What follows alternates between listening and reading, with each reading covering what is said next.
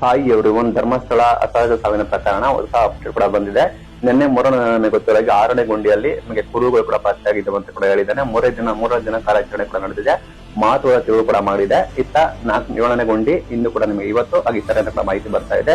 ಇನ್ನ ಮೊದಲನೇ ಗುಂಡಿಯಲ್ಲೇ ಸಾಕಷ್ಟು ರವಿಕೆ ಮತ್ತೆ ಪಾನ್ ಕಾರ್ಡ್ ಕೂಡ ಸಿಕ್ಕಿತ್ತು ಅಂತ ಮಾಹಿತಿ ಬರ್ತಾ ಇದೆ. ಅದರ ಬಗ್ಗೆ ಕೂಡ ಅಧಿಕೃತವಾಗಿ ಕನ್ಫರ್ಮ್ ಕೂಡ ಆಗಿದೆ. ಪಾನ್ ಕಾರ್ಡ್, ಡೆಬಿಟ್ ಕಾರ್ಡ್ ಗಳ ಮೂಲಗಳ ಪತ್ತೆ ಕೂಡ ಹೋಗ್ತಾ ಇದ್ದಾರೆ.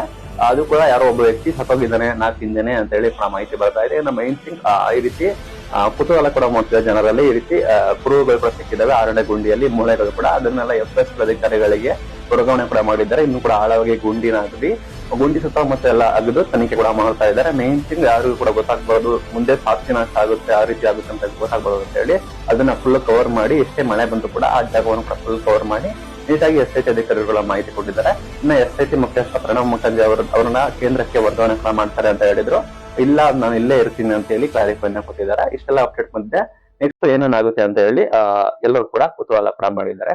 Thank you.